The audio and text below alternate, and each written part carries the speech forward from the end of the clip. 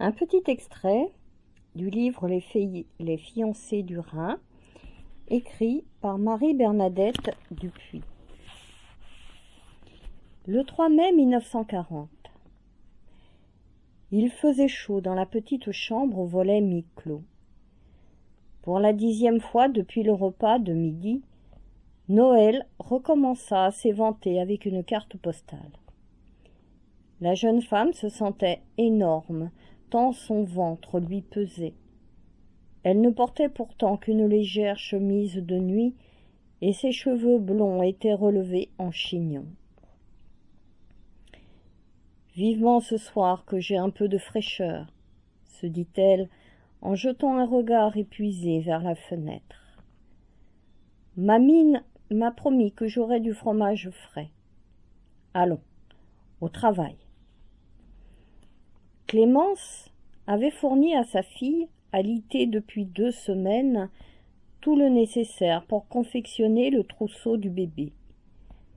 Noël et sa grand-mère avaient tricoté une telle layette que l'enfant à naître disposerait d'une garde-robe impressionnante. Mais en ce beau jour de mai, la jeune femme en avait assez de préparer de petits vêtements. Elle avait recommencé à écrire son journal, en déplorant la perte de son premier cahier, disparu dans l'incendie. Avec un soupir de satisfaction, elle prit un gros carnet sur sa table de chevet et un crayon. Bien installée, en utilisant comme plateau un livre d'images cartonné, elle nota ce qui lui traversait l'esprit.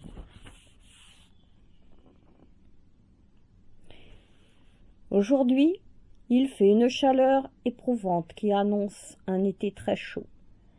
Ce matin, à l'aube, je suis restée au moins 1 heure à ma fenêtre pour jouir du paysage et de l'air délicieusement frais. Qu'elle est belle, mon Alsace. Ici, la plaine s'étend, immense, et à l'est, j'aperçois la ligne sombre de la grande forêt du Haguenau. Je suis si heureuse d'avoir enfin des grands-parents. Mamine est une femme délicieuse. Nous rattrapons le temps perdu en discutant interminablement. Je l'aide à élaborer ses fromages, des biblesca, frais et surtout des minsters. La flore particulière des pâturages d'Alsace se prête à merveille à la production d'un lait qui leur confère ce caractère affirmé, si prisé des gourmets. Mais depuis une quinzaine de jours, j'ai beaucoup de mal à l'assister réellement. Les seaux de lait me semblent beaucoup trop lourds à porter, même que Mamine s'oppose à ce que je le fasse. Mais je mets le cahier dans des moules et je surveille l'affinage des fromages en cave humide, un travail qui ne requiert pas de gros efforts physiques. Comme ma grand-mère est contente d'avoir enfin de l'aide et surtout quelqu'un à qui parler, maman n'a jamais apprécié les travaux agricoles.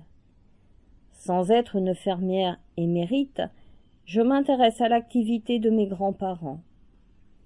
Grand-père Christian est un homme très protecteur. Quel dommage que je ne puisse plus l'accompagner dans ses livraisons.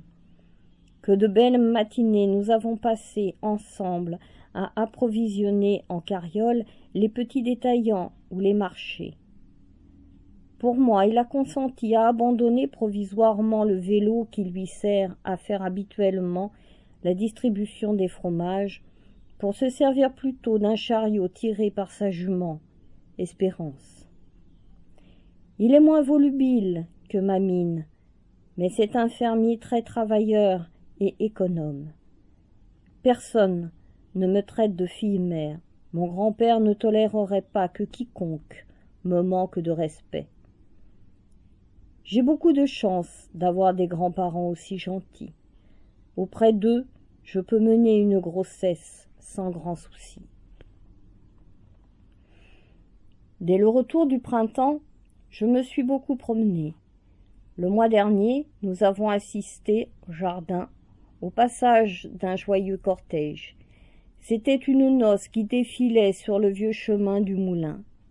La mariée portait le costume traditionnel, avec, sur ses cheveux aussi blonds que les miens, le gros ruban noir noué en papillon, et sur le corsage, ce drapé bleu si saillant. Elle avait aussi une large jupe rayée. Son jeune époux l'embrassait, tout en tenant les rênes de l'attelage, mené par deux superbes frisons noirs, ses beaux chevaux élevés en Belgique. J'ai pensé à Hans. Où est-il? Est-ce qu'il m'aime encore? Et surtout, est-il en vie? La guerre fait rage, comme dit mon grand-père. Des offensives en Belgique nous font craindre des combats violents à la frontière. Je m'ennuie beaucoup depuis que je dois rester couché. Je voudrais bien avoir Franz près de moi. Il me manque énormément, mon petit frère chéri. Nous lui écrivons une fois par semaine, mais je rêve de le serrer dans mes bras. Il se plairait tant ici. Maman m'a promis d'aller le chercher quand le bébé sera né. Elle n'ose pas s'absenter. Noël posa son stylo. Une voix mélodieuse à l'accent prononcé l'appelait. C'était Gretel.